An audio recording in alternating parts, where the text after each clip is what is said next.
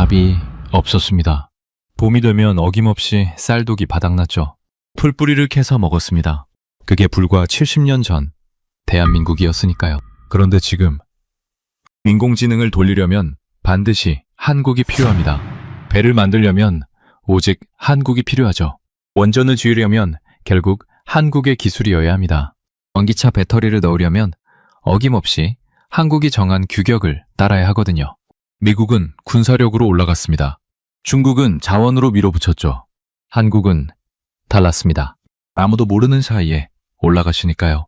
옥스퍼드 윌리엄 포스터 교수가 20년간 묵묵히 연구한 끝에 단호하게 말했습니다. 이건 기적이 아닙니다. 선택이었죠. 독일 탄광 막장에서 묵묵히 흘린 땀, 새벽 4시에 기꺼이 일어나 마을 길을 닦던 손, 결혼 반지를 기꺼이 빼서 나라에 바친 350만 명, 그 선택들이 차곡차곡 쌓여서 지금의 한국이 된 겁니다. 원조를 받던 나라가 원조를 준 나라를 먹여 살리고 있죠. 불가능하다고 했던 나라들이 지금 한국 앞에 줄을 서고 있습니다. 2026년, 지금 이 순간에도 그 역전은 계속되고 있거든요. 한국은 결코 추격자가 아니었습니다. 이미 미래에 살고 있었죠. 지금부터 그 충격적인 70년의 기록을 공개합니다. 구독과 좋아요, 댓글에 대한민국 최고로 응원해주세요. 안녕하세요. 저는 아데스와 오비입니다. 나이지리아 라고스 출신으로 지금은 영국 옥스퍼드 대학교 현대사학과에서 박사과정을 밟고 있습니다. 제가 이 이야기를 꺼내는 건 제 생각이 완전히 뒤집힌 날이 있었기 때문입니다. 그날은 윌리엄 포스터 교수의 특별 세미나 첫날이었습니다. 2026년 6월, 옥스퍼드의 여름은 영국답지 않게 따뜻했습니다. 여름학기 마지막 주였습니다. 캠퍼스 곳곳에 장미가 환하게 피어 있었습니다. 붉은 장미, 흰 장미, 노란 장미. 오래된 돌벽을 타고 올라간 덩굴 장미들이 세미나실 창문 밖까지 뻗어 있었습니다. 창틈으로 장미 향기가 스며들었습니다. 6월 햇살이 세미나실 바닥을 길게 가로질러 들어왔습니다. 시험이 끝난 직후였습니다. 여름방학이 코앞이었습니다. 누구나 들뜬 계절이었습니다. 저는 그 들뜬 분위기와 달리 조금 긴장해 있었습니다. 윌리엄 포스터 교수, 옥스퍼드 현대사학과에서도 손꼽히는 학자였습니다. 전직 영국 외무부 경제자문관 출신으로 20년간 개발도상국 경제성장을 연구해온 분이었습니다. 영국 정부가 중요한 경제정책을 결정할 때 자문을 구하는 사람. 그분이 이번 여름 마지막 주에 특별 세미나를 연다고 했을 때 저는 망설임 없이 신청했습니다. 세미나실 문이 열렸습니다. 포스터 교수님은 예상보다 키가 컸습니다. 61세라고 들었는데 그보다 젊어 보였습니다. 은발이 단정하게 정돈돼 있었고 짙은 감색 재킷을 입고 있었습니다. 낡았지만 품이 있는 재킷이었습니다. 걸음이 빠르지도 느리지도 않았습니다. 자신이 어디로 가는지 정확히 아는 사람의 걸음이었습니다. 교수님은 가방을 내려놓으시더니 아무 말 없이 칠판 앞으로 걸어가셨습니다. 그리고 분필을 집어드셨습니다. 숫자 하나를 적으셨습니다. 67달러. 그게 전부였습니다. 설명도 맥락도 없이 그냥 숫자 하나. 교수님이 돌아서서 우리를 바라보셨습니다. 강의실을 천천히 둘러보셨습니다. 그리고 말씀하셨습니다. 이게 어느 나라의 1953년 1인당 국민소득인지 아는 사람 있습니까? 침묵이 흘렀습니다. 아무도 손을 들지 않았습니다. 제 맞은편에 앉아있던 인도 출신 라메 씨가 조심스럽게 말했습니다. 아프리카 최빈국입니까? 교수님이 고개를 저으셨습니다. 독일 출신 루카스가 말했습니다. 동남아시아 어딘가 아닌가요? 교수님이 또 고개를 저으셨습니다. 저도 생각해봤습니다. 67달러. 당시 나이지리아도 가난했습니다. 하지만 그보다는 높았습니다. 아프리카에서도 최하위권 수준이었습니다. 교수님은 아무 말 없이 칠판에 두 번째 숫자를 적으셨습니다. 1880억 달러. 그리고 말씀하셨습니다. 이게 같은 나라의 2026년 반도체 수출 전망치입니다. 세미나실이 얼어붙었습니다. 프랑스 출신 소피아가 손을 들었습니다. 교수님, 두 숫자가 같은 나라라고요? 교수님이 고개를 끄덕이셨습니다.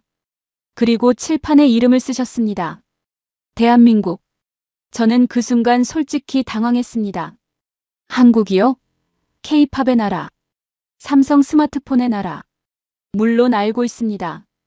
그런데 67달러에서 1880억 달러라고요? 그 숫자의 간격이 너무 컸습니다. 교수님이 말씀하셨습니다. 67달러에서 1880억 달러로. 단 70년 만에. 인류 역사상 이런 나라는 없었습니다. 그런데 더 놀라운 건 따로 있습니다. 이 나라의 성공을 예상한 전문가가 단 한 명도 없었다는 겁니다. 그때 제가 손을 들었습니다. 방어적인 마음이 먼저 올라왔습니다. 교수님, 한국은 미국의 지원을 받은 특수한 케이스 아닌가요? 냉전이라는 특수한 상황이 한국을 키운 거 아닙니까? 일반화할 수 없습니다. 루카스가 즉각 가세했습니다. 맞습니다. 지정학적 행운이었습니다. 미국 입장에서 공산주의를 막을 전략적 요충지였으니까요. 그 덕을 본 겁니다. 소피아도 끼어들었습니다. 게다가 한국은 단일민족 국가잖습니까? 사회적 결속력이 남달랐던 거지 개발 모델로 볼 수 없습니다. 아프리카나 중동처럼 복잡한 다민족 국가에는 적용이 안 됩니다. 라메시까지 나섰습니다. 인구도 적고 땅도 작으니까 집중이 가능했던 거 아닌가요? 인도처럼 14억 인구의 다민족 국가에는 맞지 않는 이야기입니다. 4명이 거의 동시에 반박했습니다. 세미나실이 술렁였습니다. 몇몇 학생들이 고개를 끄덕이며 동조했습니다. 교수님은 그 소란을 조용히 바라보셨습니다. 서두르지 않으셨습니다. 폭풍이 지나가기를 기다리는 사람처럼 소란이 가라앉자 천천히 미소를 지으셨습니다. 그리고 말씀하셨습니다. 방금 여러분이 한 말들. 미국 덕분이다. 지정학적 행운이다. 단일민족이라 가능했다. 인구가 적어서 됐다. 저도 처음에 똑같이 생각했습니다. 그래서 20년을 더 팠습니다. 데이터를 파면 팔수록 그 말들이 전부 틀렸다는 걸 알았습니다. 오늘부터 하나씩 무너뜨리겠습니다. 저는 그 말이 도발처럼 들렸습니다. 동시에 묘하게 끌렸습니다. 교수님은 이어 말씀하셨습니다. 한국과 같은 출발선에 섰던 나라들이 있습니다. 나이지리아, 가나, 필리핀, 말레이시아. 이 나라들도 1950년대에 비슷한 수준이었습니다. 심지어 나이지리아는 1956년에 석유까지 발견됐습니다. 한국에는 없는 자원이었습니다. 그런데 지금 어디 있습니까? 저는 그 말에 가슴이 뜨끔했습니다. 교수님은 계속 말씀하셨습니다. 같은 출발선, 비슷한 조건, 심지어 더 좋은 자원을 가진 나라들이 왜 다른 결과를 만들었는지. 그게 오늘 우리가 볼 겁니다. 그리고 교수님은 칠판에 단어 하나를 적으셨습니다. 선택. 교수님이 말씀하셨습니다. 한국이 남들과 달랐던 건 조건이 아니었습니다. 선택이었습니다. 그 선택이 무엇인지 지금부터 1953년으로 돌아가겠습니다. 세미나실을 나서는데 장미 향기가 더 진하게 느껴졌습니다. 아까와 같은 향기였는데 달랐습니다. 저는 그 이유를 바로 알지 못했습니다.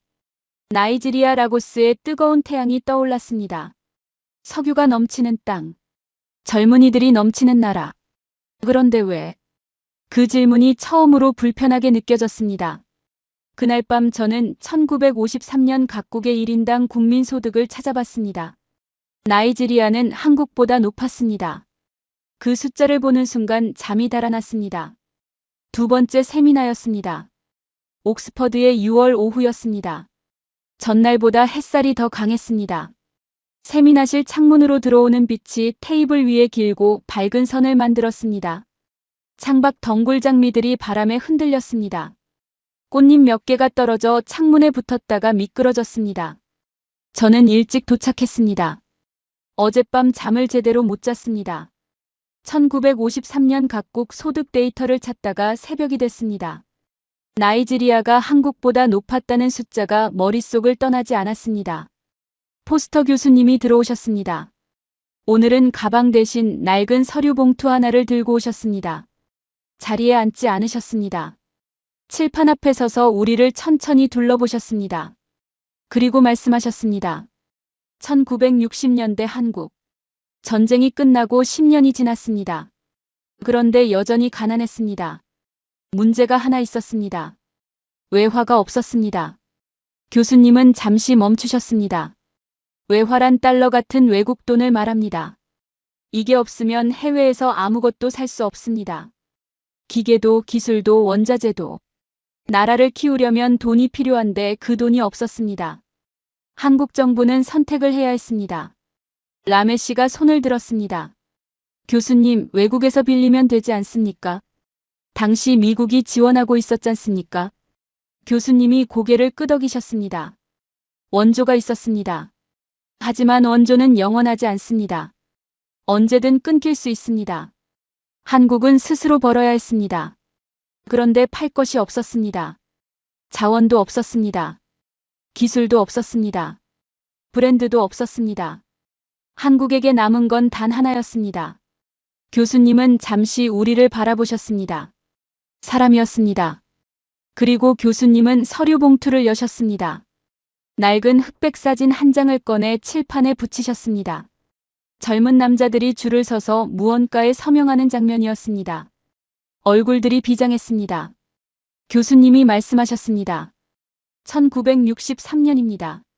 한국 젊은이들이 독일 탄광으로 떠나는 날입니다. 루카스가 몸을 앞으로 기울였습니다.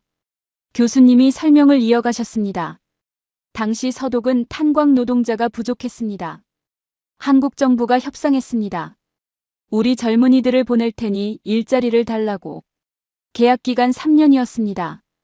월급의 상당 부분은 한국으로 송금해야 했습니다. 소피아가 끼어들었습니다. 교수님, 그건 사실상 인력 수출 아닌가요? 사람을 파는 거잖습니까? 국가가 국민을 팔아서 외화를 번 겁니까? 교수님이 소피아를 바라보셨습니다. 소피아, 그렇게 볼 수도 있습니다. 당시 한국 정부도 그 선택이 부끄러웠습니다. 하지만 다른 선택지가 없었습니다. 그리고 중요한 건 그 사람들이 스스로 지원했다는 겁니다. 강제가 아니었습니다. 나라를 살리겠다고 자원한 사람들이었습니다. 소피아가 입을 다물었습니다. 교수님은 계속 말씀하셨습니다. 탄광 조건을 설명하겠습니다. 지하 1000m였습니다. 섭씨 40도가 넘는 열기였습니다. 석탄 먼지가 공기를 가득 채웠습니다. 숨을 쉬면 가슴이 타는 것 같았다고 합니다. 8시간씩 곡괭이를 휘둘렀습니다. 위험했습니다. 실제로 사고로 목숨을 잃은 사람들도 있었습니다. 강의실이 조용해졌습니다. 그리고 간호사들 이야기입니다. 여성들이 독일 병원으로 갔습니다. 낯선 언어였습니다. 독일어를 배운 적이 없는 사람들이 대부분이었습니다. 손짓 발짓으로 환자를 돌봤습니다. 밤에는 독일어 교과서를 붙들었습니다.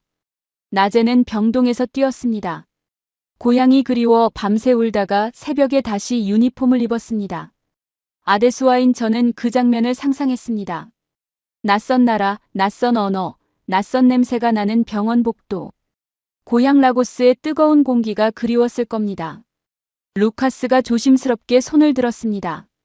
교수님, 독일이 한국에 기회를 준 건 사실 아닌가요? 독일에 선의가 있었기에 가능했던 거 아닌가요? 한국만의 성취로 보기엔 독일의 역할이 컸습니다.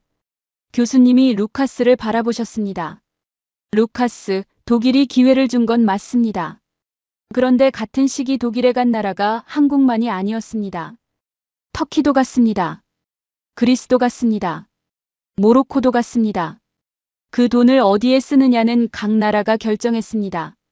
한국은 그 돈으로 공장을 세웠습니다. 기술자를 키웠습니다. 미래를 샀습니다.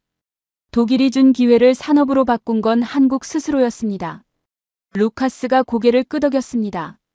더 반박하지 않았습니다. 교수님은 서류 봉투에서 사진을 한 장 더 꺼내셨습니다. 칠판에 붙이셨습니다. 한 남자가 연단 앞에 서서 눈물을 닦고 있었습니다. 주변 사람들도 울고 있었습니다. 교수님이 말씀하셨습니다. 1964년 12월 10일입니다. 서독 함보른 탄광 강당. 박정희 대통령이 파견 광부들과 간호사들을 만났습니다. 교수님은 잠시 멈추셨습니다. 창밖에서 바람이 지나가는 소리가 들렸습니다. 박정희 대통령이 연설을 시작했습니다. 준비한 원고가 있었습니다. 그런데 읽다가 목이 메었습니다. 우리가 못 살아서 여러분이 이 먼 곳까지 왔다고. 나라가 여러분한테 미안하다고. 말이 끊겼습니다. 눈물이 흘렀습니다. 그러자 광부들이 울었습니다. 간호사들이 울었습니다. 리브케 서독 대통령도 손수건을 꺼냈습니다. 탄광막장에서 3년을 버텨온 사람들이었습니다. 고향이 그리워도 참았던 사람들이었습니다. 그 눈물이 강당을 가득 채웠습니다. 강의실이 완전히 조용했습니다. 소피아가 눈을 내리깔았습니다. 라메시도 말이 없었습니다. 저는 그 장면이 머릿속에서 지워지지 않았습니다. 대통령이 국민 앞에서 눈물을 흘리는 장면. 미안하다는 말. 나이지리아에서 그런 장면을 본 적이 있었는지 생각했습니다. 떠오르지 않았습니다. 교수님이 조용히 말씀하셨습니다. 그 눈물이 모였습니다. 광부들이 보낸 외화가 경부고속도로가 됐습니다. 포항제철이 됐습니다. 그 철강으로 만든 배가 세계 바다를 누볐습니다. 그 고속도로 위에서 키운 공장이 반도체를 만들었습니다. 간호사들이 밤새 외운 독일어가 기술 협력의 씨앗이 됐습니다. 막장에서 흘린 땀 한 방울이 70년 뒤 전 세계 인공지능 서버를 돌리는 반도체가 됐습니다. 아데스와 내면, 나이지리아에서도 해외로 나간 사람들이 있습니다. 영국으로, 미국으로, 캐나다로. 그 사람들이 보낸 돈이 나라의 미래를 만드는 데 쓰였는지. 저는 그 질문의 답을 알고 있었습니다. 그래서 더 불편했습니다. 교수님이 마지막으로 칠판의 흑백 사진을 가리키셨습니다. 함볼은 탄광강당에서 눈물을 닦는 사진이었습니다. 이 사람들은 영웅 소리를 듣지 못했습니다. 교과서에도 잘 나오지 않습니다. 훈장도 없었습니다. 그런데 이 사진 속 청년들이 오늘날 한국 산업의 진짜 씨앗이었습니다. 그리고 한국은 그 씨앗을 절대 낭비하지 않았습니다. 교수님은 서류 봉투를 천천히 접으셨습니다. 그리고 말씀하셨습니다. 다음 시간에는 그 씨앗이 어디에 심어졌는지 봅니다. 세계에서 가장 똑똑한 기관들이 불가능하다고 했던 곳에 심어졌습니다. 세미나실을 나서는데 창밖 장미 꽃잎이 바닥에 떨어져 있었습니다. 붉은 꽃잎이 옥스퍼드의 회색 돌바닥 위에 놓여 있었습니다. 밟기가 아까웠습니다. 저는 그냥 옆으로 돌아서 걸었습니다. 세 번째 세미나였습니다. 6월의 옥스퍼드는 오후로 갈수록 더 환해졌습니다. 세미나실 창문으로 들어오는 햇살이 오전보다 더 비스듬하고 더 따뜻했습니다. 장미 향기가 아까보다 진했습니다. 더위에 꽃이 더 활짝 피어나는 계절이었습니다. 그런데 세미나실 안 분위기는 달랐습니다. 어제 챕터 이후로 참석자들이 달라져 있었습니다.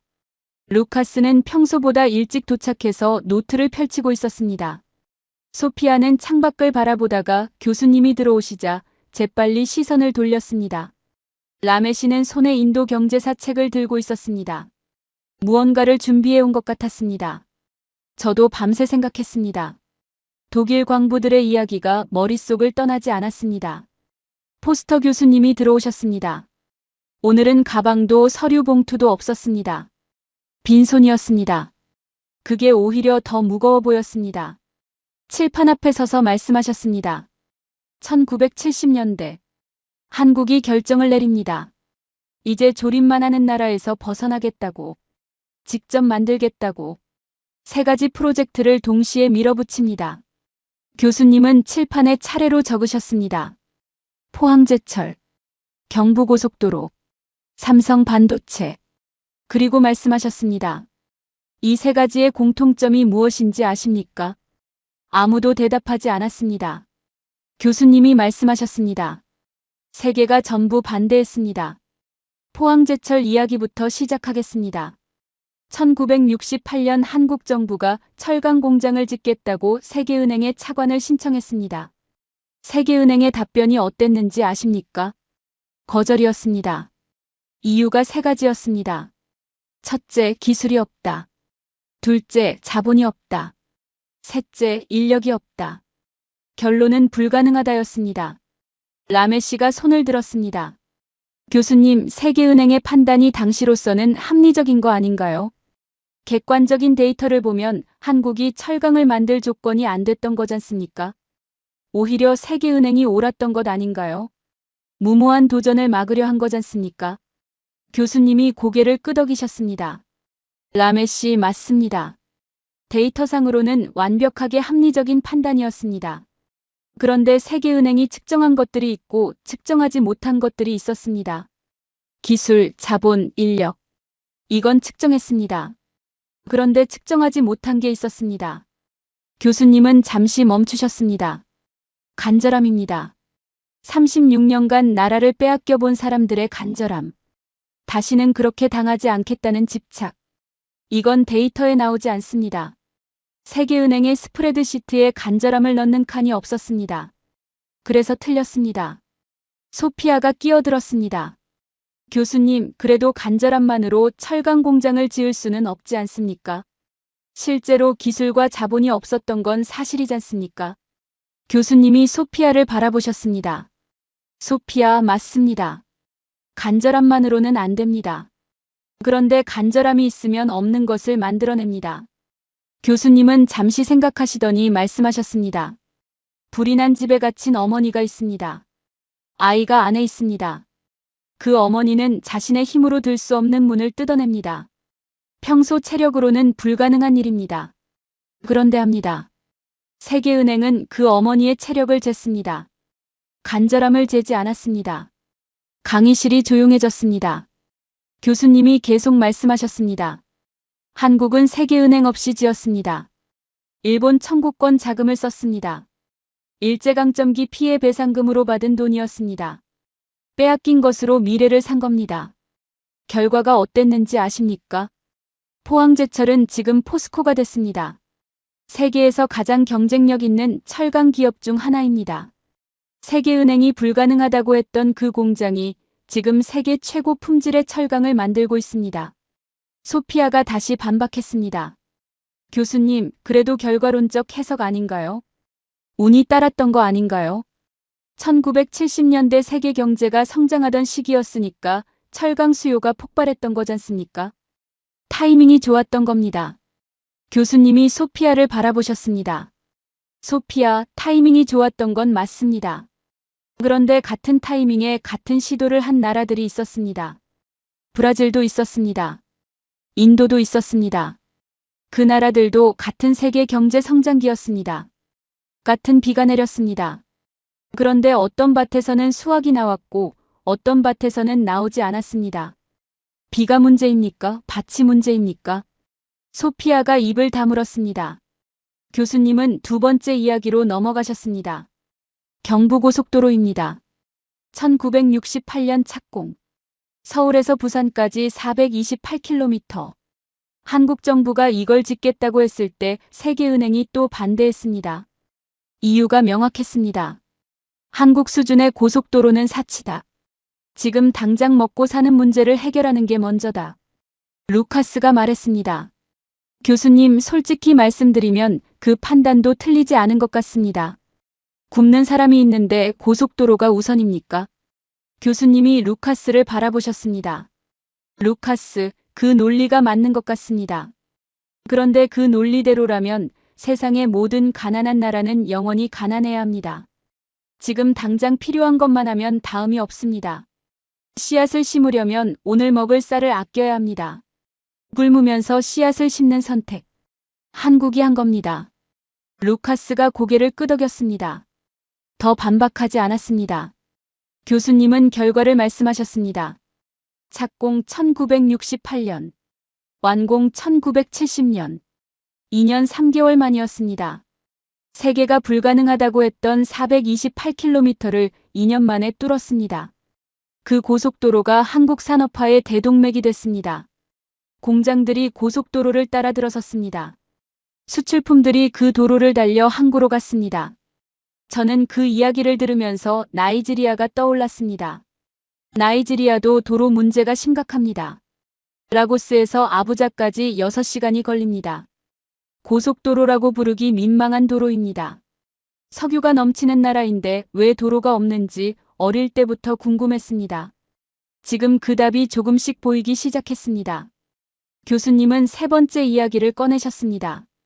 삼성 반도체입니다. 1983년 이병철 삼성 회장이 선언했습니다. 반도체를 만들겠다고. 당시 일본 반도체 업계의 반응이 어땠는지 아십니까?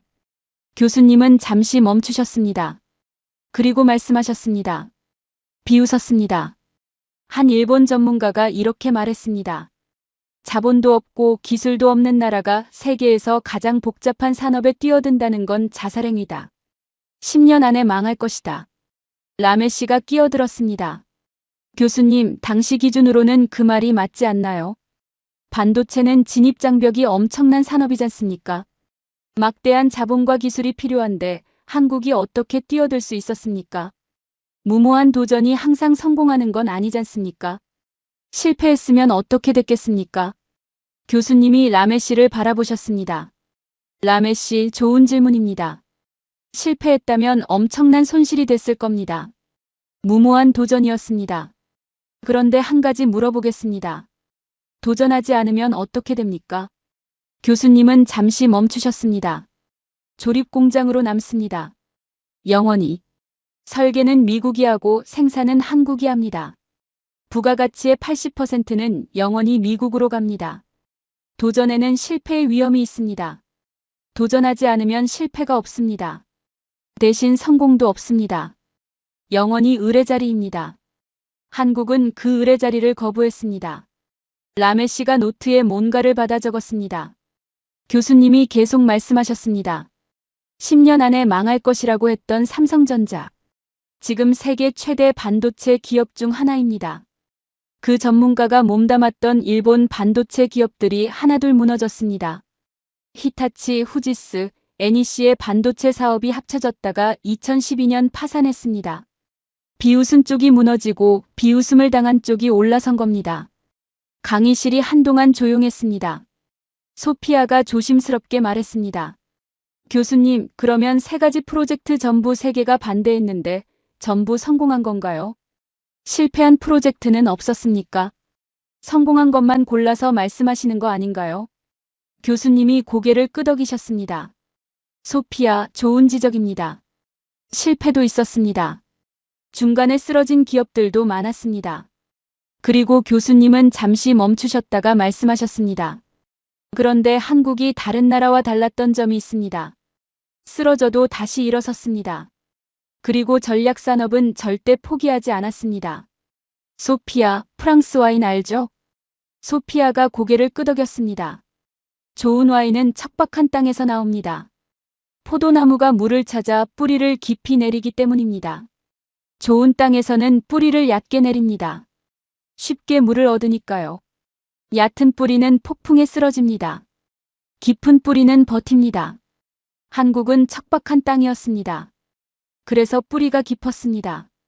소피아가 입을 다물었습니다. 프랑스 와인 이야기가 나오자 오히려 반박하지 못했습니다. 교수님이 창밖을 바라보셨습니다. 6월 햇살이 옥스퍼드 캠퍼스를 환하게 비추고 있었습니다. 오래된 건물들이 그 빛을 받아 황금빛으로 빛났습니다. 교수님이 돌아서서 말씀하셨습니다. 세계은행이 반대한 포항제철 철강으로 만든 배가 지금 세계 에너지를 옮기고 있습니다. 불가능하다고 했던 그 고속도로 위에서 키운 산업이 지금 전 세계 인공지능을 돌리고 있습니다. 10년 안에 망한다고 했던 삼성 반도체가 지금 세계 최고 인공지능 칩 안에 들어가 있습니다. 그리고 교수님은 조용히 덧붙이셨습니다. 불가능하다고 했던 나라들이 지금 한국 기술에 의존하고 있습니다. 전문가들이 틀렸습니다. 스프레드시트에 간절함을 넣는 칸이 없었기 때문입니다. 세미나실을 나서는데 루카스가 저에게 말했습니다. 솔직히 오늘 좀 불편했습니다. 독일이 기회를 줬다고 생각했는데 그게 전부가 아니었다는 게. 저는 고개를 끄덕였습니다. 저도 불편했습니다. 다른 이유로. 창밖 장미들이 오후 햇살에 더 붉게 빛나고 있었습니다. 꽃이 가장 아름다운 건 지기 직전이라는 말이 있습니다. 한국도 가장 절박했을 때 가장 강해졌다는 생각이 들었습니다. 저는 그 생각을 노트에 적었습니다. 그리고 그 옆에 작은 물음표를 하나 더 적었습니다. 나이지리아의 가장 절박했던 순간은 언제였습니까? 그리고 우리는 그때 무엇을 했습니까? 네 번째 세미나였습니다. 6월 옥스퍼드의 오후였습니다. 며칠째 계속되는 맑은 날씨였습니다.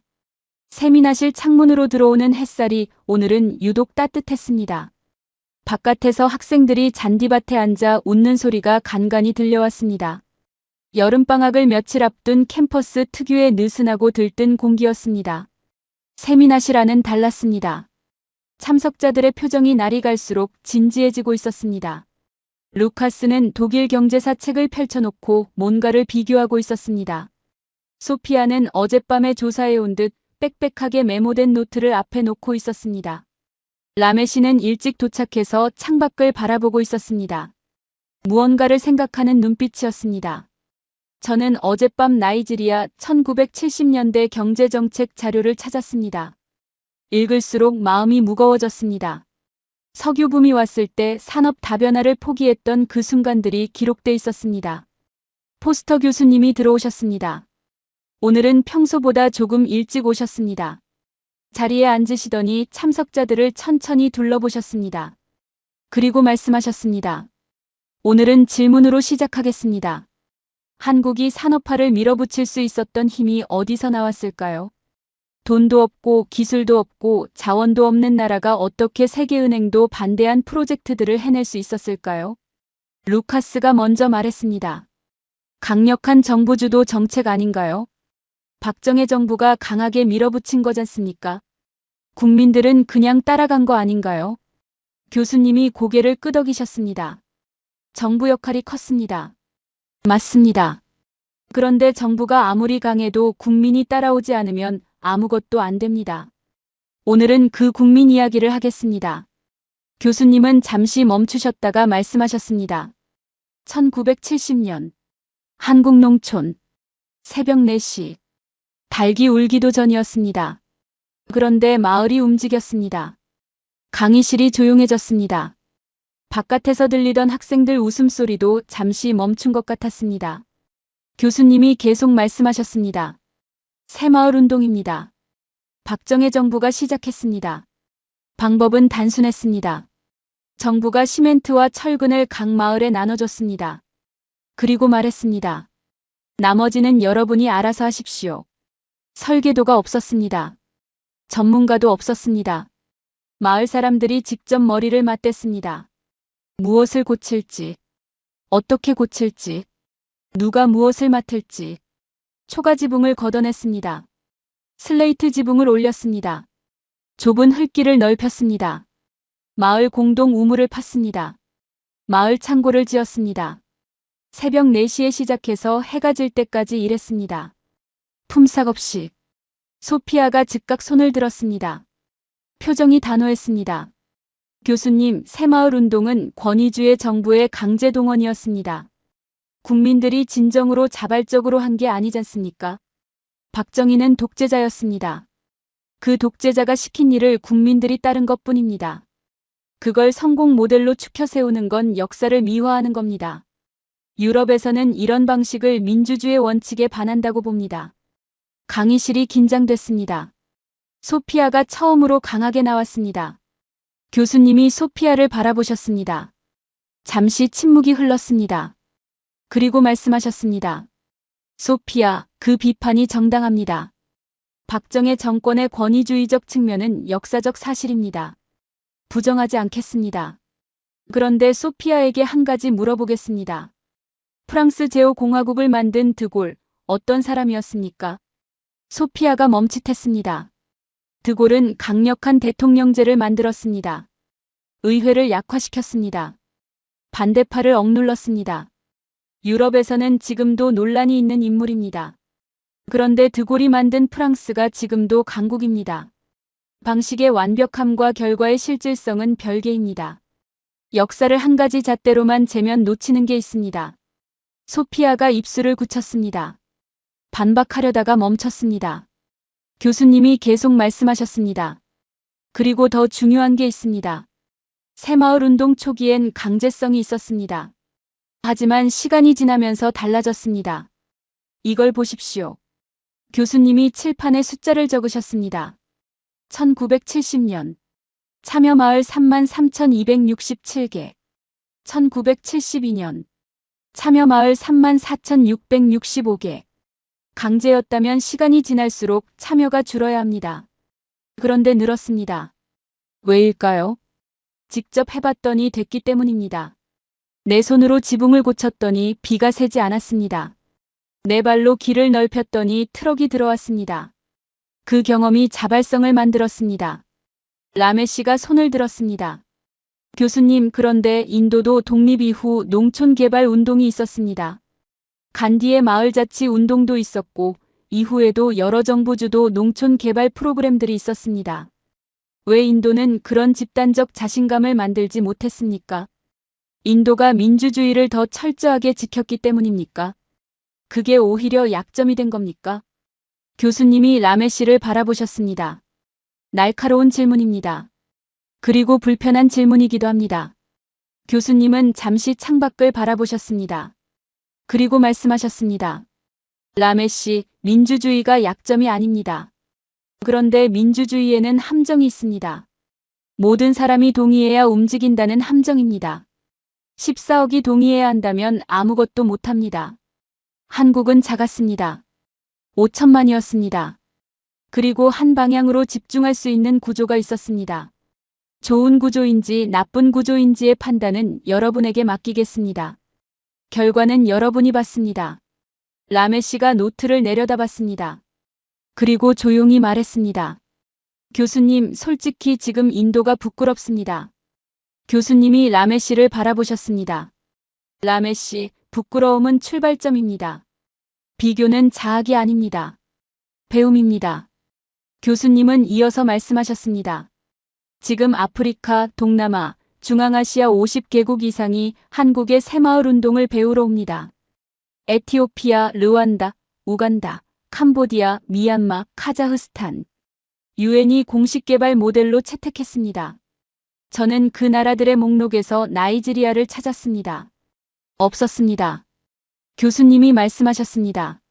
새마을 운동이 세계 개발 모델이 됐다는 게 무슨 의미인지 아십니까?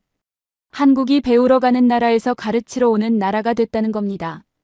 그 전환이 얼마나 걸렸는지 아십니까? 30년이었습니다. 소피아가 조용히 말했습니다. 처음에 저는 새마을 운동이 권위주의의 산물이라고만 생각했습니다. 드골 이야기는 예상하지 못했습니다. 생각해 볼 필요가 있을 것 같습니다. 교수님이 고개를 끄덕이셨습니다. 역사는 완벽한 방식으로만 만들어지지 않습니다. 완벽하지 않은 방식이 완벽한 결과를 만들기도 합니다. 그리고 완벽한 방식이 아무 결과도 만들지 못하기도 합니다. 한국이 남긴 건 지붕이 아닙니다. 교수님은 잠시 멈추셨습니다.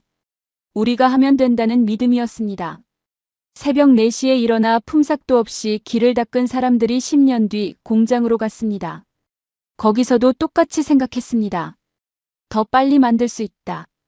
더 좋게 만들 수 있다. 어제보다 오늘 더 잘할 수 있다. 그게 한국 제조업의 DNA가 됐습니다.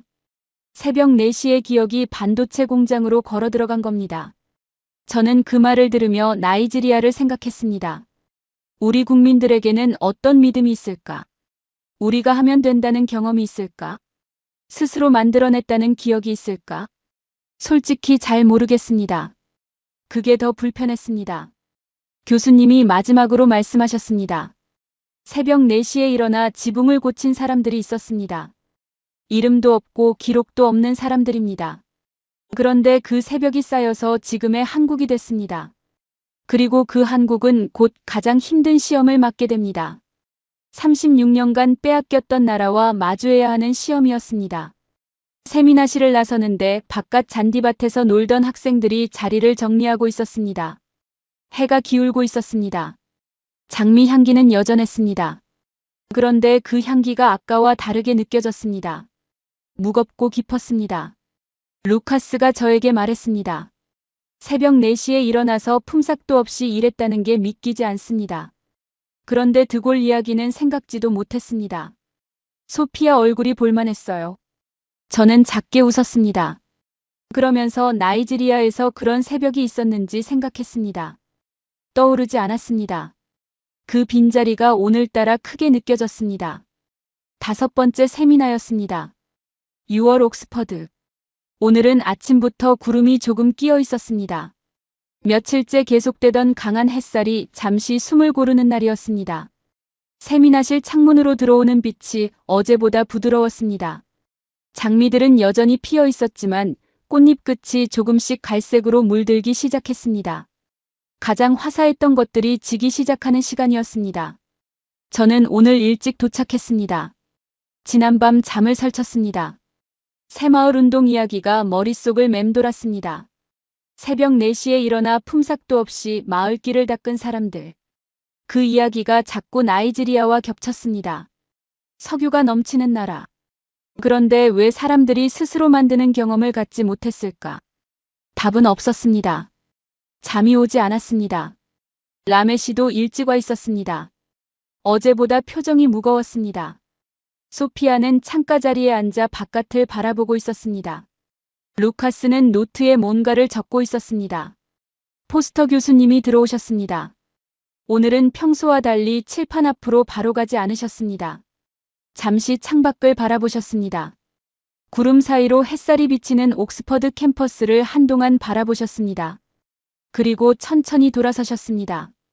오늘은 칠판에 아무것도 적지 않으셨습니다. 그냥 서서 말씀하셨습니다. 1910년 8월 29일. 날짜를 말씀하셨습니다. 그게 전부였습니다. 강의실이 조용해졌습니다. 교수님이 이어 말씀하셨습니다. 이 날짜가 무슨 날인지 아는 사람 있습니까? 아무도 대답하지 않았습니다. 교수님이 말씀하셨습니다. 대한민국이 사라진 날입니다. 저는 그 말의 무게가 바로 느껴지지 않았습니다. 나라가 사라진다는 게 어떤 의미인지. 교수님이 설명을 이어가셨습니다. 일본이 한국을 강제로 병합했습니다. 그날부터 한국이라는 나라는 공식적으로 존재하지 않았습니다. 지도에서 이름이 지워졌습니다.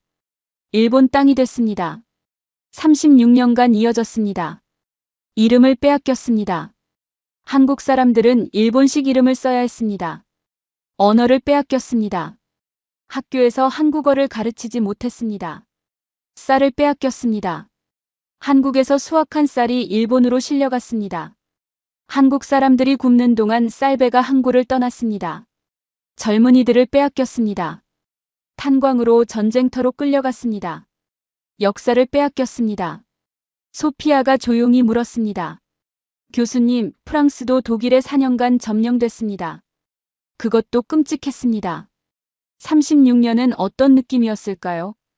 교수님이 소피아를 바라보셨습니다.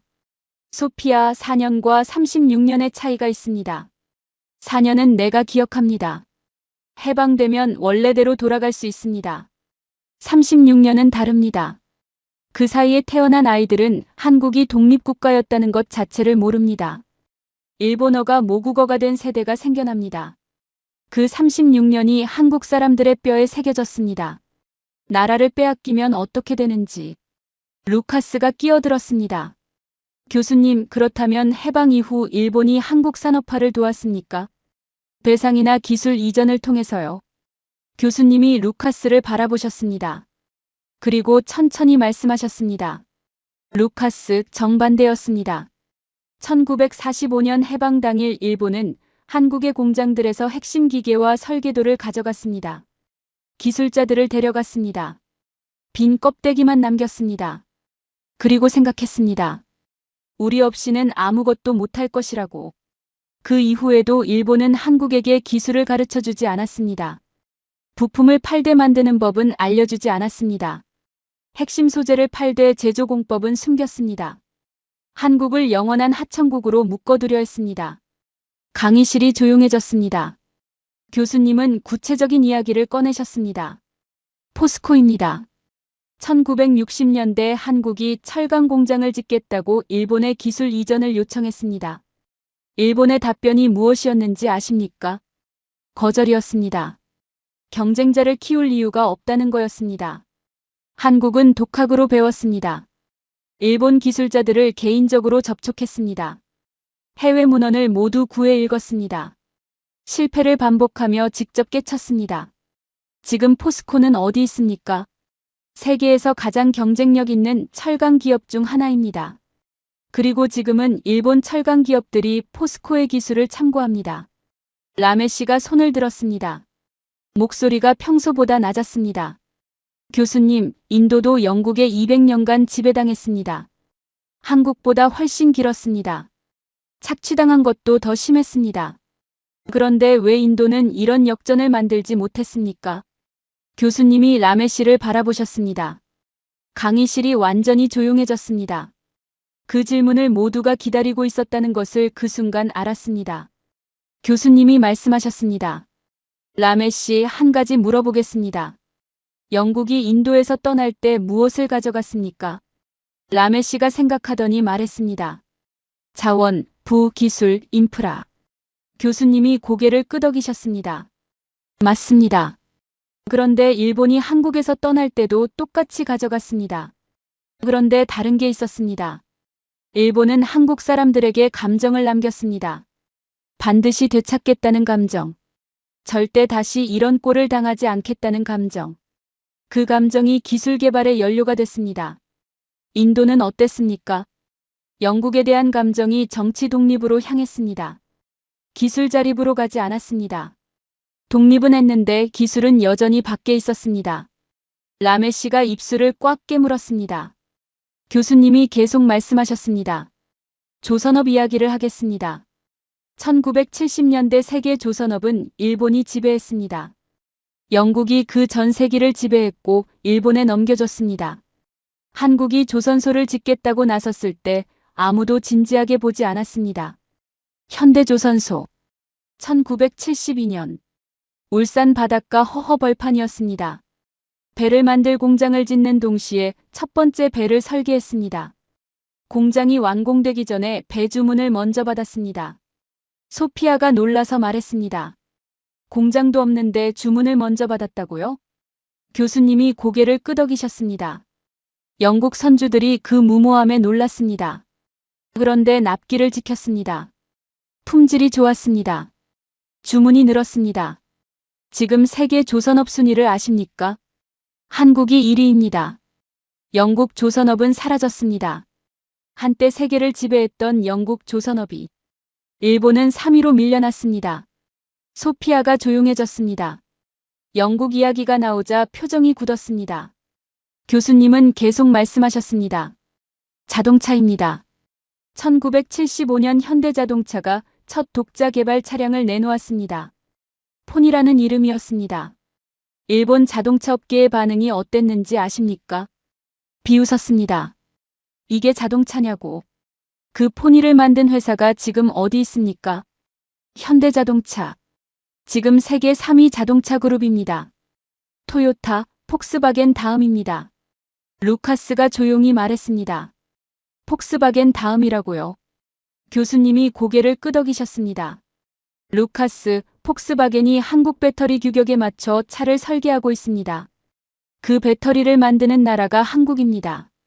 루카스가 노트를 내려다봤습니다. 교수님은 2019년 이야기를 꺼내셨습니다. 일본이 마지막 카드를 꺼냈습니다.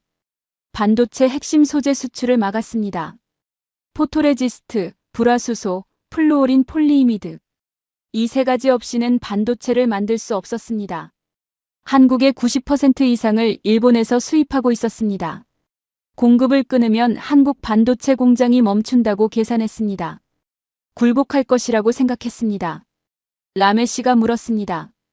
교수님, 한국이 굴복했습니까? 교수님이 고개를 저으셨습니다. 한국은 국산화를 선언했습니다. 3년 안에 우리 손으로 만들겠다고. 정부와 기업과 연구소가 한 방향으로 움직였습니다.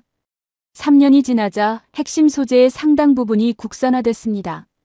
일본 의존도가 오히려 빠르게 줄었습니다. 소피아가 말했습니다. 교수님, 그러면 일본 입장에서는 최악의 결과가 나온 거네요.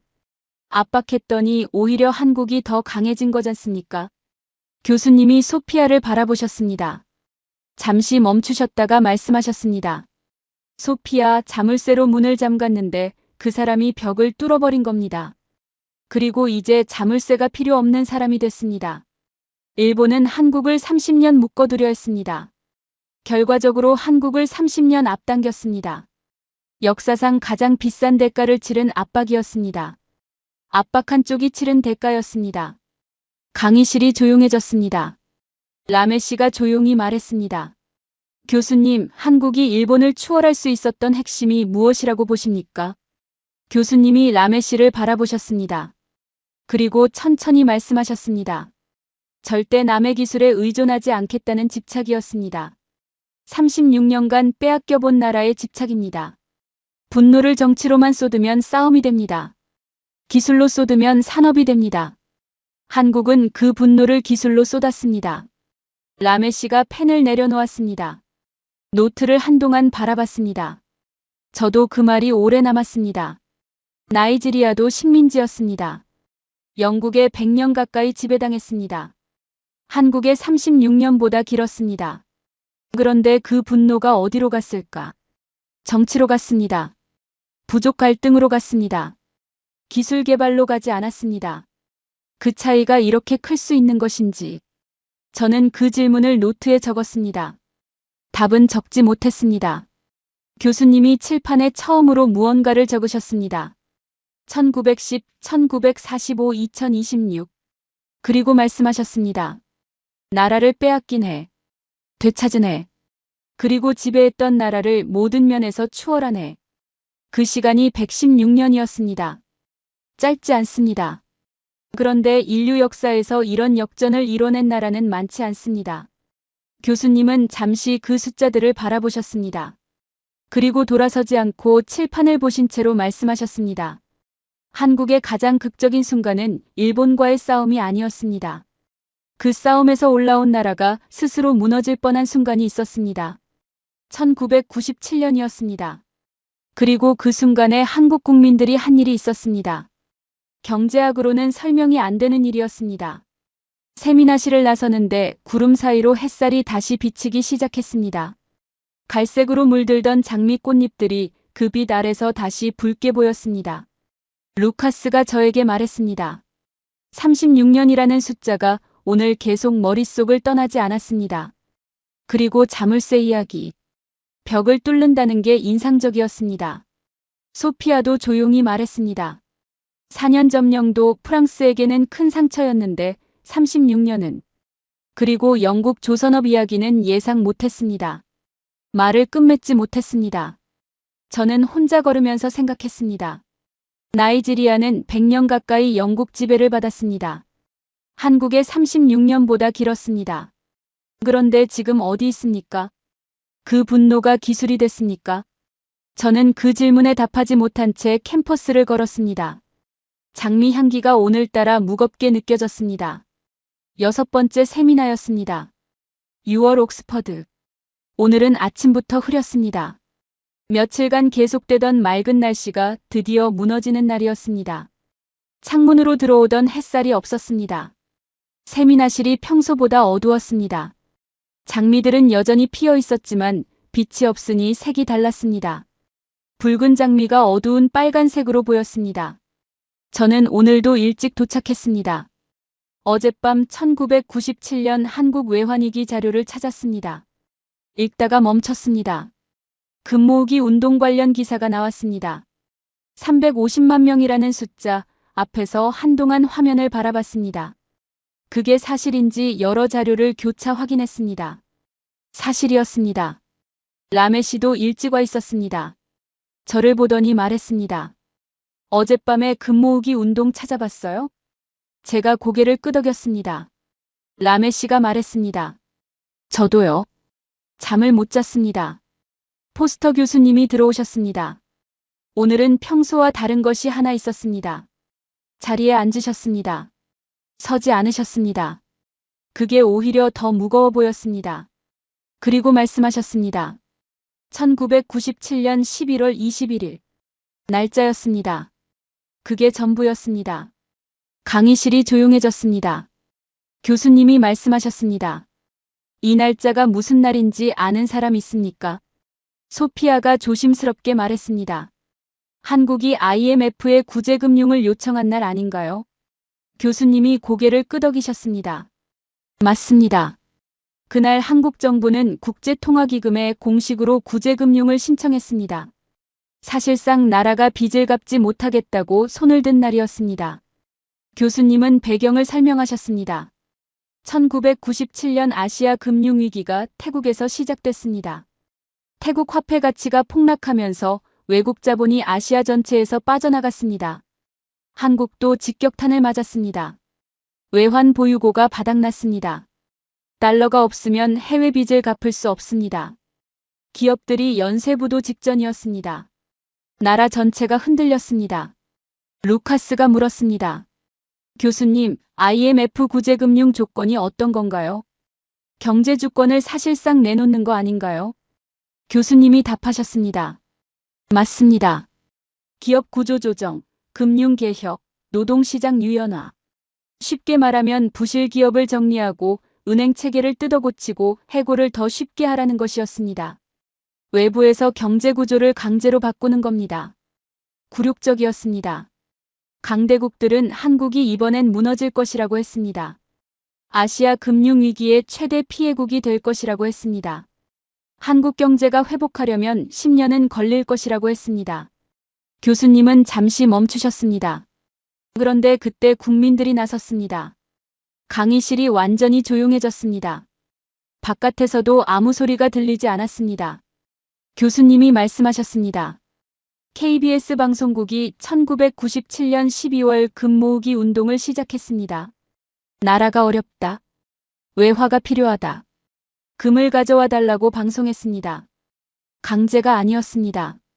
법으로 정한 것도 아니었습니다. 그냥 방송 한 번 했습니다.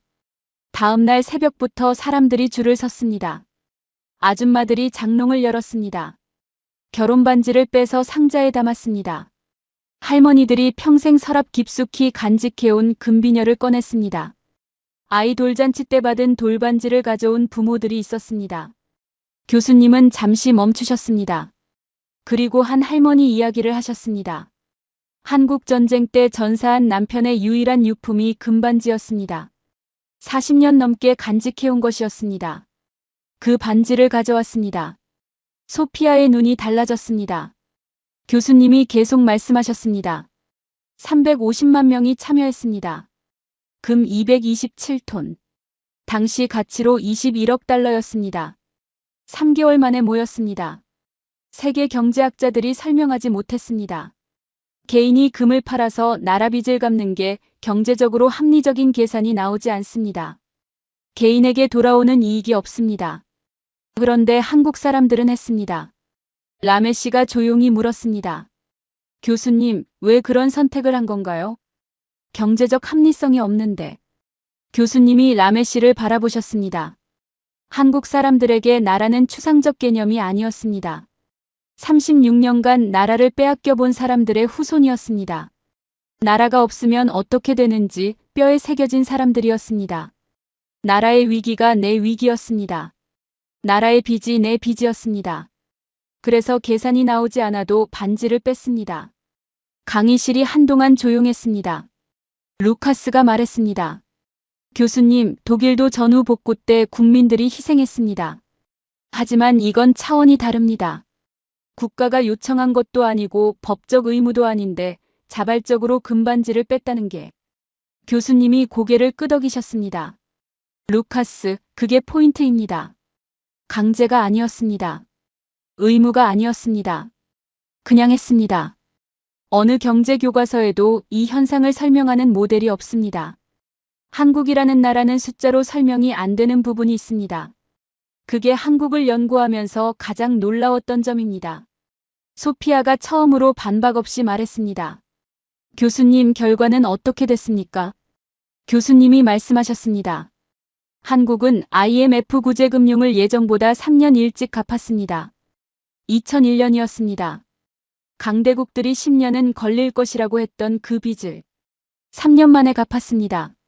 세계 경제사 유일한 기록입니다. 그런데 더 중요한 게 있습니다. 교수님은 앞으로 몸을 기울이셨습니다.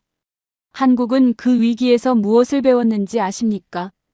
반도체, 자동차, 조선. 이 세 가지 전략 산업은 어떤 상황에서도 포기하지 않았습니다. 위기 속에서도 미래 산업의 씨앗은 살렸습니다. 구조 조정을 하면서도 핵심 기술 인력은 지켰습니다. 위기를 버틴 게 아니라 위기를 이용했습니다. 산업 고도화의 발판으로 만들었습니다.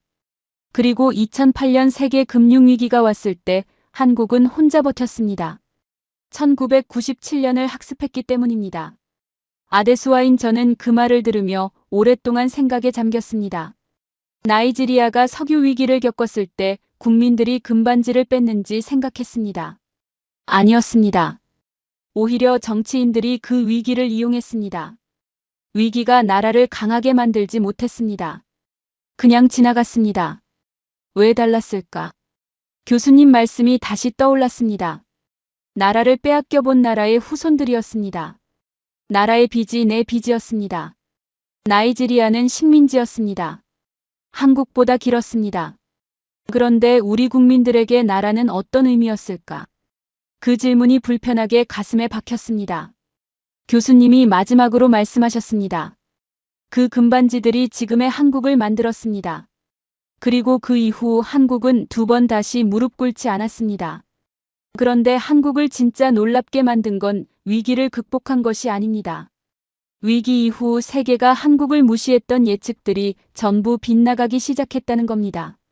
다음 시간에 그 이야기를 하겠습니다. 세미나실을 나서는데 흐렸던 하늘에서 빗방울이 한두 방울 떨어지기 시작했습니다. 옥스퍼드 장미들이 빗방울을 맞았습니다. 꽃잎 위에서 빗방울이 굴러떨어졌습니다. 소피아가 우산을 펼치며 저에게 말했습니다. 오늘 강의 중에 그 할머니 이야기가 계속 머릿속을 떠나지 않았어요. 남편 유품인 금반지를. 목소리가 작았습니다. 루카스도 조용히 말했습니다. 나라를 위해 결혼 반지를 뺀다는 게 유럽에서는 상상하기 어려운 일입니다. 저는 우산이 없었습니다. 빗속을 걸었습니다. 빗방울이 머리카락을 적셨습니다. 그런데 걸음을 멈추지 않았습니다. 나이지리아의 어머니들이 나라를 위해 금을 내놓는 장면을 상상해봤습니다. 상상이 되지 않았습니다. 그 상상이 되지 않는다는 사실이 가장 무거운 답이었습니다.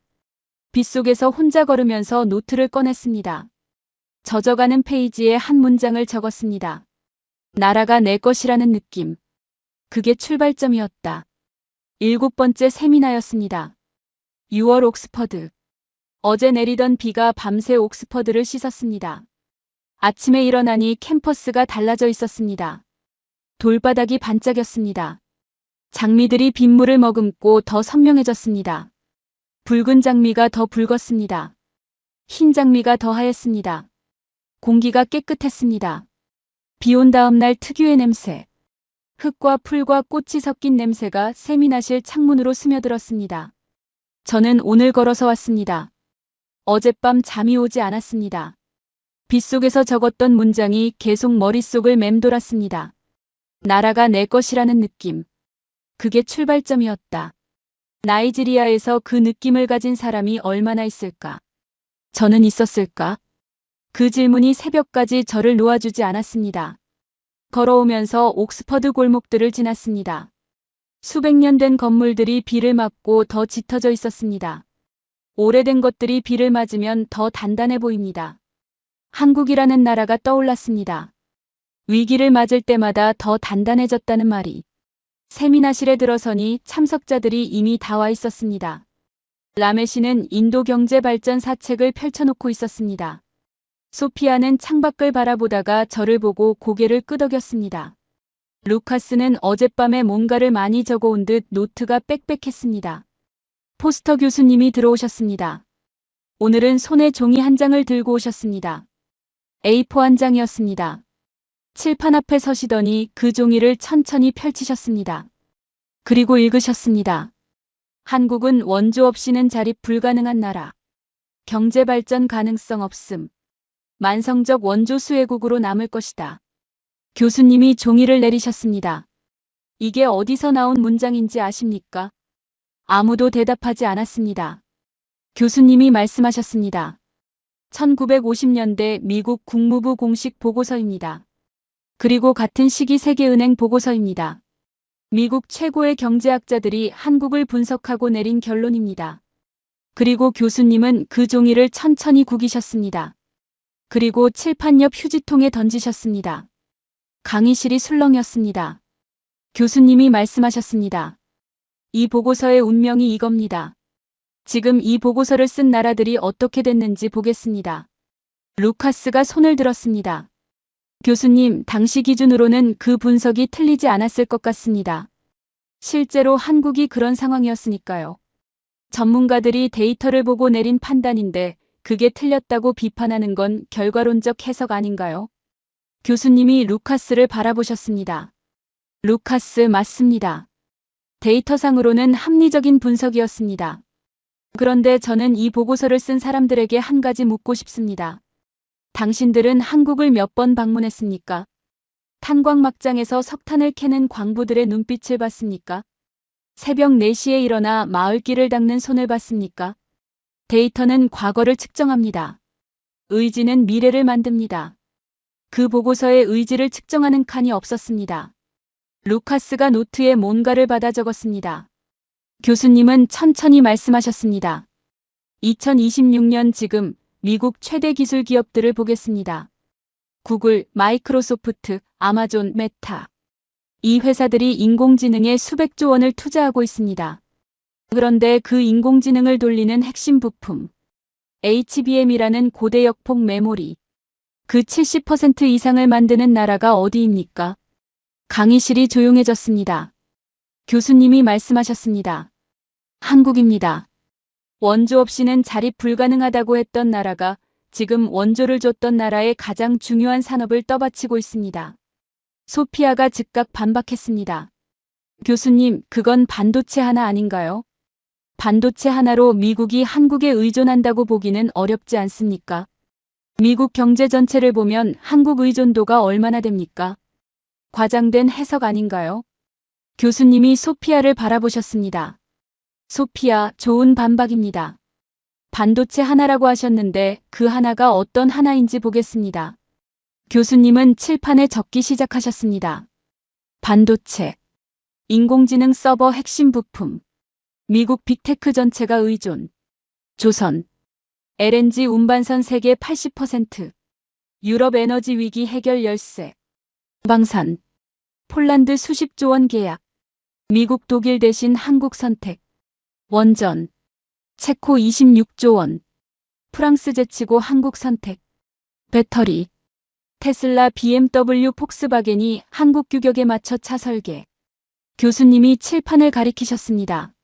소피아, 이게 반도체 하나입니까? 소피아가 입을 다물었습니다. 칠판을 바라봤습니다. 교수님이 계속 말씀하셨습니다. 2022년 러시아가 우크라이나를 침공했습니다. 유럽이 에너지 위기에 빠졌습니다.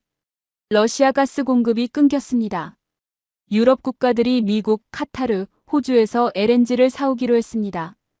그런데 문제가 생겼습니다. 소피아가 조용히 말했습니다. 배가 없었군요.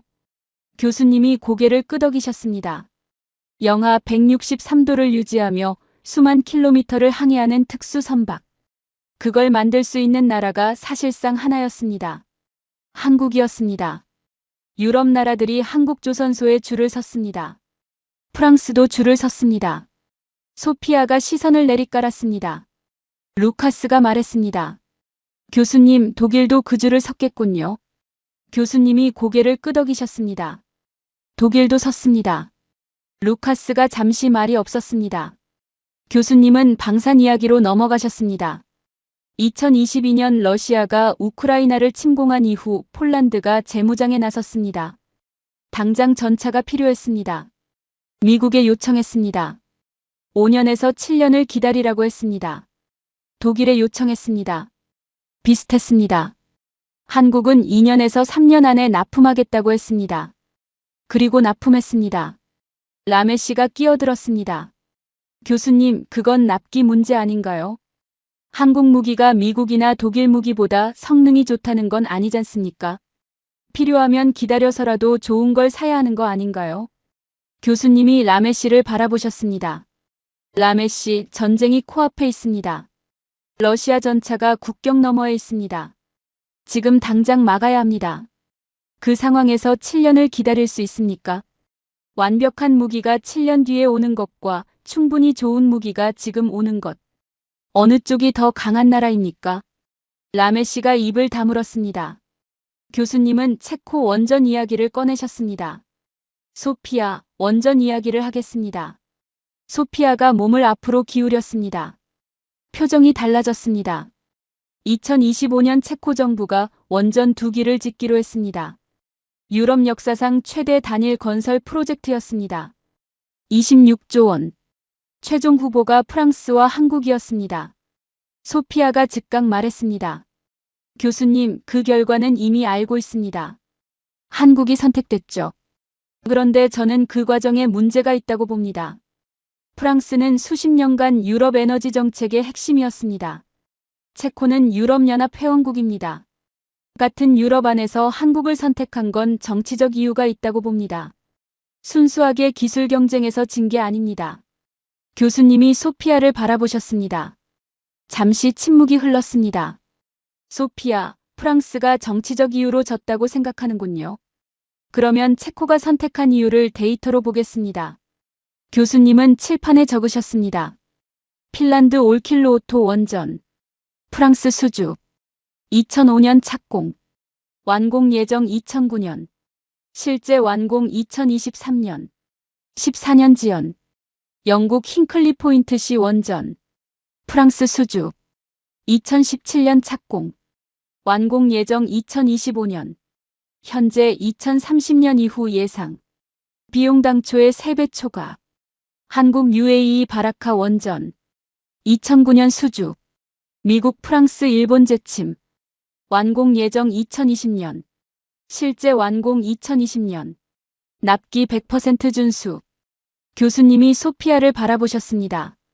소피아, 이게 정치입니까? 실력입니까? 소피아의 얼굴이 붉어졌습니다. 강의실이 조용해졌습니다. 소피아가 입을 열었다가 닫았습니다. 반박할 말이 없었습니다. 교수님이 조용히 말씀하셨습니다. 소피아, 불편하게 들렸다면 미안합니다. 하지만 데이터는 감정이 없습니다. 프랑스가 기술이 없는 게 아닙니다. 실행이 약한 겁니다. 설계는 뛰어난데 완공을 못합니다. 한국은 반대입니다. 약속하면 지킵니다. 체코는 그 차이를 선택했습니다. 소피아가 창밖을 바라봤습니다. 아무 말도 하지 않았습니다. 라메 씨가 손을 들었습니다. 교수님, 그러면 한국이 미국에게도 없어서는 안 되는 나라가 된 건가요? 안보에서는 미국이 필요하지만 경제에서는 미국이 한국이 필요한 구조가 된 건가요? 교수님이 고개를 끄덕이셨습니다. 정확합니다. 그게 한국이 만든 구조입니다. 일방적 의존이 아니라 상호 의존. 그리고 교수님은 잠시 멈추셨다가 말씀하셨습니다. 체스를 아십니까? 체스에서 가장 중요한 말은 퀸입니다. 어느 방향으로든 움직일 수 있기 때문입니다. 한국은 경제에서 퀸이 됐습니다. 반도체가 없으면 AI가 없습니다. 조선이 없으면 에너지를 못 옮깁니다. 방산이 없으면 동맹을 지킬 수 없습니다. 원전이 없으면 탈탄소를 못합니다.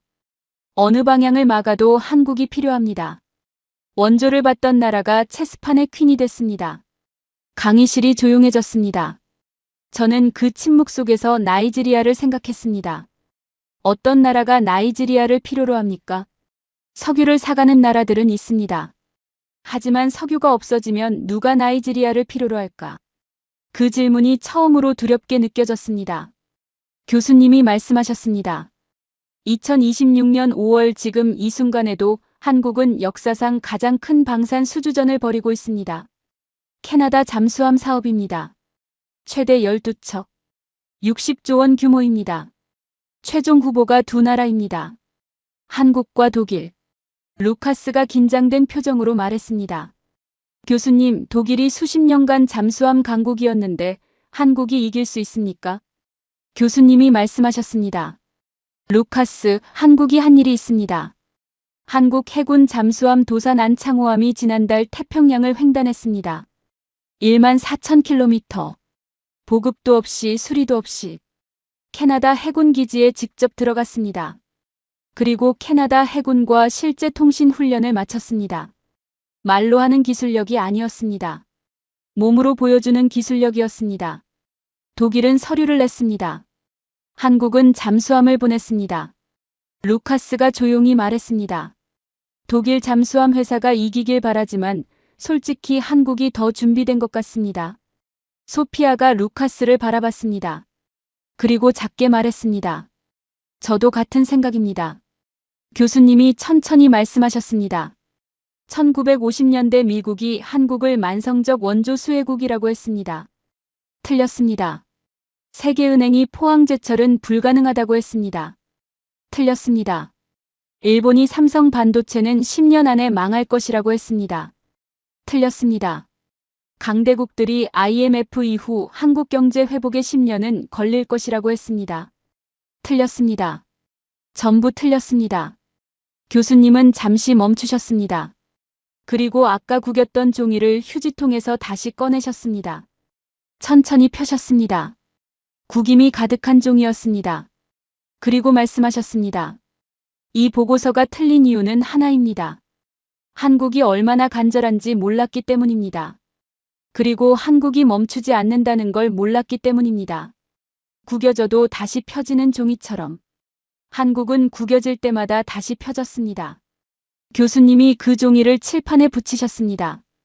구김 자국이 가득한 채로 강의실이 한동안 조용했습니다. 교수님이 말씀하셨습니다. 다음 시간이 마지막입니다.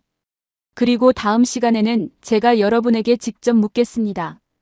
오늘까지 들은 것들을 가지고 각자의 나라를 한번 돌아보십시오. 세미나실을 나서는데 비 온 뒤 옥스퍼드 캠퍼스가 더 선명하게 빛났습니다. 장미들이 빗물을 떨어내고 더 곱게 서 있었습니다. 비를 맞았는데 더 강해진 것들이었습니다. 저는 그 장미들을 한동안 바라봤습니다. 나이지리아가 비를 맞은 적이 있었을까? 위기가 없었던 건 아니었습니다. 비가 없었던 건 아니었습니다. 그런데 왜 더 강해지지 않았을까? 라메 씨가 옆에서 말했습니다. 다음 시간에 교수님이 뭘 물을지 알 것 같습니다. 저도 알고 있었습니다. 그래서 오늘 밤이 길 것 같았습니다. 마지막 세미나였습니다. 6월 옥스퍼드. 여름학기 마지막 날이었습니다. 내일부터 방학이었습니다. 캠퍼스 곳곳에서 학생들이 짐을 싸고 있었습니다. 웃음소리가 들렸습니다. 여름방학 계획을 이야기하는 목소리들이 복도에서 흘러들어왔습니다. 세미나실 안은 달랐습니다. 아무도 말이 없었습니다. 참석자들이 하나둘 들어오면서 자리에 앉았습니다. 소피아는 노트를 테이블 위에 올려놓고 두 손을 모았습니다. 루카스는 창밖을 바라봤습니다. 라메 씨는 눈을 감고 있었습니다. 무언가를 준비하는 사람들의 모습이었습니다. 저는 어젯밤을 꼬박 세웠습니다. 교수님이 오늘 묻겠다고 했습니다. 각자의 나라를 돌아보라고 했습니다. 저는 밤새 나이지리아를 생각했습니다. 1960년 독립, 1956년 석유 발견, 인구 2억 2천만, 아프리카 최대 경제국. 그런데 지금 어디 있는가? 그 질문을 붙들고 밤을 보냈습니다. 포스터 교수님이 들어오셨습니다. 오늘은 가방도 종이도 서류 봉투도 없었습니다. 빈손이었습니다. 자리에 앉으셨습니다. 그리고 천천히 우리를 둘러보셨습니다. 한동안 아무 말씀도 하지 않으셨습니다. 세미나실 창밖으로 6월의 마지막 햇살이 들어왔습니다. 장미들이 창문 가득 피어 있었습니다. 일주일 내내 그 자리를 지켜온 장미들이었습니다. 첫날보다 꽃잎이 조금 더 졌지만 여전히 아름다웠습니다. 오히려 더 깊은 빛을 가지고 있었습니다. 교수님이 입을 여셨습니다. 오늘은 강의 없습니다. 일주일 동안 들은 이야기들을 가지고 여러분 각자의 나라를 한번 말해보십시오. 솔직하게. 침묵이 흘렀습니다. 루카스가 먼저 말했습니다. 독일은 한국 광부들에게 기회를 줬다고 생각했습니다. 그런데 사실은 독일이 받은 게 더 큰 것 같습니다. 그 광부들이 보낸 돈이 한국 산업화의 씨앗이 됐고 지금 독일 자동차가 한국 배터리로 달리고 있으니까요. 독일이 준 기회가 돌고 돌아 독일에게 더 큰 혜택으로 돌아온 겁니다. 소피아가 말했습니다. 프랑스는 기술 강국이라고 생각했습니다. 원전은 우리가 최고라고 생각했습니다. 그런데 납기를 지키지 못했습니다. 기술이 있어도 신뢰가 없으면 의미가 없다는 걸 이번 주에 배웠습니다. 체코가 한국을 선택한 이유가 기술이 아니라 신뢰였다는 게 프랑스에게 가장 아픈 교훈이라고 생각합니다. 라메시가 조용히 말했습니다. 인도는 크다고 생각했습니다. 14억 인구, 세계 최대 민주주의, 가장 빠르게 성장하는 경제. 그게 자랑스러웠습니다. 그런데 이번 주 동안 크다는 게 강하다는 뜻이 아니라는 걸 알았습니다. 테자스 전투기 40년, KF-21 10년. 그 차이가 규모의 차이가 아니라 집중의 차이라는 걸. 인도는 너무 많은 것을 동시에 하려다 아무것도 제대로 못한 순간들이 있었습니다. 교수님이 고개를 끄덕이셨습니다. 그리고 저를 바라보셨습니다. 아데스와 저는 21번 들이쉬었습니다. 나이지리아는 자원이 있었습니다. 석유가 있었고 가스가 있었고 젊은 인구가 있었습니다. 한국보다 좋은 조건이었습니다. 1960년 독립했을 때 많은 사람들이 나이지리아가 아프리카의 한국이 될 것이라고 했습니다. 그런데 지금 어디 있습니까? 저는 잠시 멈췄습니다. 석유가 나왔을 때 우리는 기술에 투자하지 않았습니다. 편한 쪽을 택했습니다. 석유를 팔면 됐으니까요. 위기가 왔을 때 방향을 틀었습니다. 더 쉬운 길을 찾았습니다. 군사 쿠데타가 반복됐습니다. 부족 갈등이 에너지를 소모했습니다. 분노가 기술로 가지 않고 정치로 갔습니다. 멈췄습니다. 자원이 있어서 멈출 수 있었습니다. 한국은 자원이 없어서 멈출 수 없었습니다. 그게 지금의 차이를 만들었습니다. 세미나실이 조용했습니다. 교수님이 말씀하셨습니다. 아데수와 그 말이 이번 주 가장 정확한 분석입니다. 교수님은 자리에서 일어나셨습니다. 칠판 앞으로 걸어가셨습니다. 그리고 처음으로 한국어를 쓰셨습니다. 서툰 글씨였습니다. 그런데 또렷했습니다. 한강의 기적. 교수님이 말씀하셨습니다. 한국 사람들이 이 단어를 씁니다. 기적이라고 부릅니다. 그런데 저는 이 단어에 동의하지 않습니다. 강의실이 술렁였습니다. 교수님이 말씀하셨습니다. 기적은 설명이 안 되는 일입니다. 그런데 한국의 성장은 설명이 됩니다. 독일 탄광에서 흘린 땀. 새벽 4시에 일어나 마을길을 닦은 손. 결혼 반지를 빼서 나라에 바친 국민들. 36년 지배의 분노를 기술로 바꾼 집착. 세계가 불가능하다고 해도 멈추지 않은 고집. 이게 다 설명이 됩니다. 선택들이 쌓인 겁니다. 기적이 아니라 선택이었습니다. 교수님은 한강의 기적이라는 글자 위에 줄을 그으셨습니다. 그리고 옆에 적으셨습니다. 선택의 축적. 그리고 말씀하셨습니다. 브라질은 멈췄습니다. 멕시코는 방향을 틀었습니다. 말레이시아는 포기했습니다. 자원이 있는 나라들이 멈췄습니다. 자원이 없는 나라가 계속 걸었습니다. 그게 지금의 차이입니다. 루카스가 물었습니다. 교수님, 한국의 리스크는 없습니까? 앞으로도 계속 올라갈 수 있습니까? 교수님이 고개를 끄덕이셨습니다. 리스크가 있습니다. 단 하나입니다.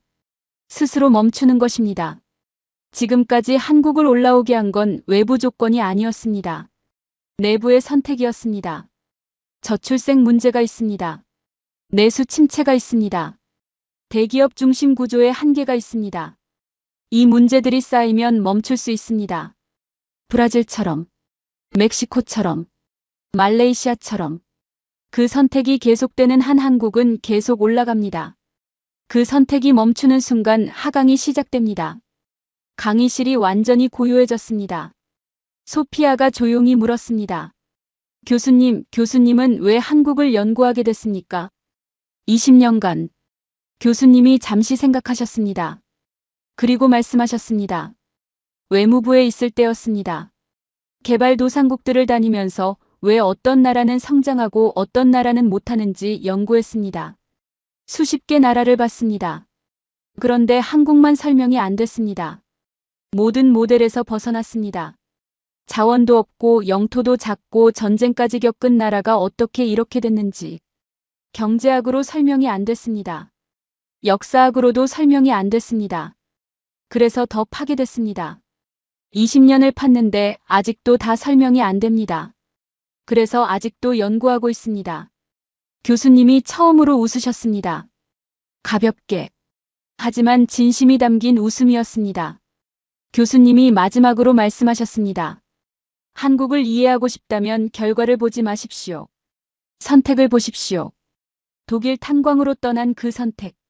새벽 4시에 일어난 그 선택. 반지를 뺀 그 선택. 세계은행이 반대해도 밀어붙인 그 선택. 일본이 소재를 막았을 때 굴복하지 않은 그 선택. 그 선택들이 반복되는 패턴을 보십시오. 거기에 답이 있습니다. 세미나실을 나서는데 복도가 시끄러웠습니다. 방학을 앞둔 학생들이 웃으며 지나갔습니다. 여름 냄새가 났습니다.